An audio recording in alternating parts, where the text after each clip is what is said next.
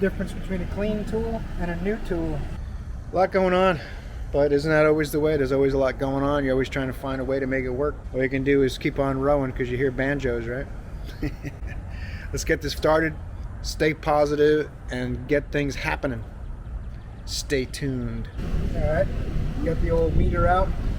I always want to always connect the leads together to make sure the meter's zero before I start. We go over here to 5. It's supposed to be 12 to 16 ohms.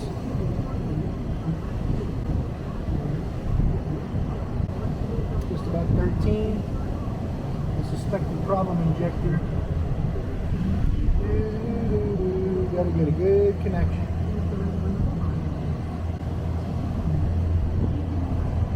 That's about half what it's supposed to be.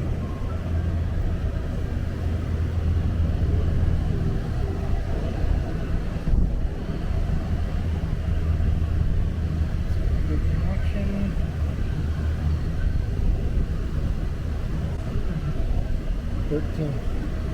So yeah, it's definitely the number 3 injector's got half the resistance it's supposed to have, so it's starting to short out. So we're going to put an injector in there and put it all back together and see how it runs.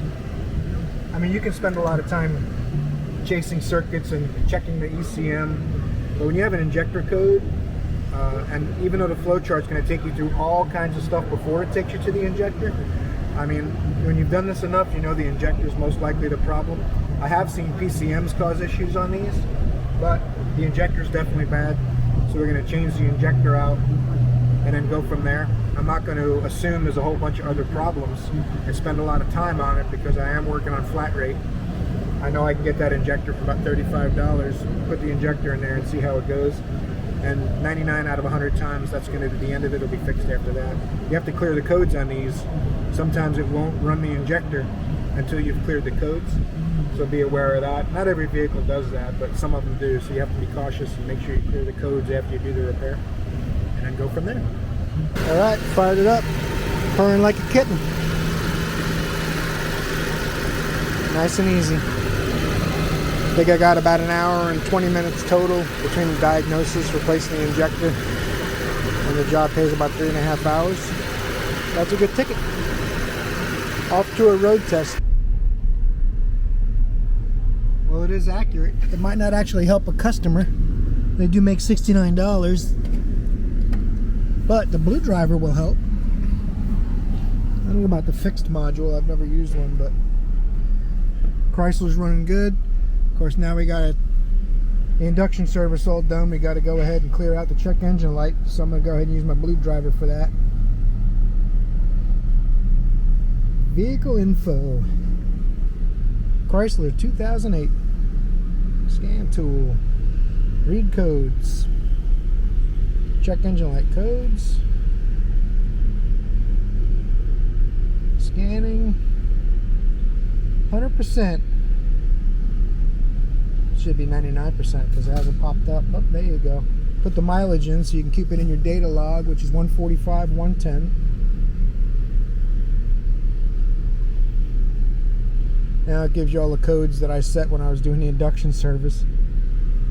So, clear your trouble codes. They may not come back, just so you know, dummy.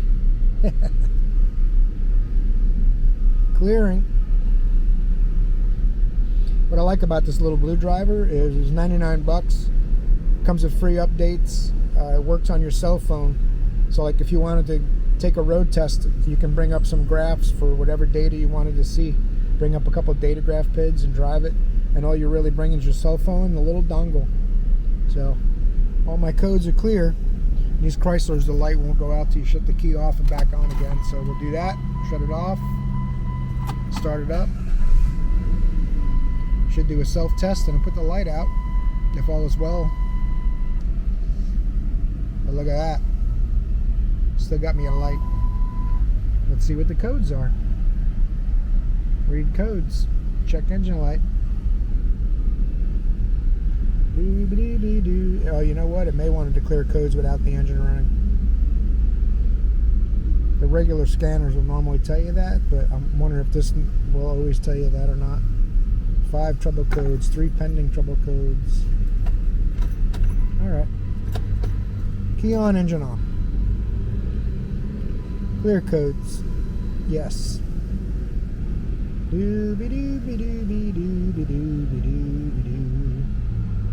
Alright, it takes about 10 or 20 seconds normally.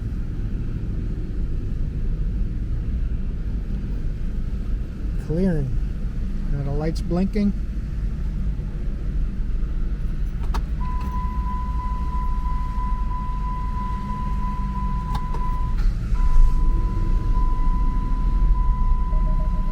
Yeah, the engine just had to be off.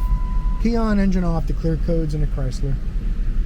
But fuel injector in cylinder 3 fixed it. Did an induction service as preventative maintenance. Although the valves weren't really carboned up as bad as I thought they might be. So, guys are getting rained on out there working in the back of the shop. He don't seem to care all that much. Poor guy. It's hard work, man, construction. I admire those guys a lot, man. That's not an easy job. You definitely got to have a passion for building things. Okay, guys. I appreciate you guys watching the video.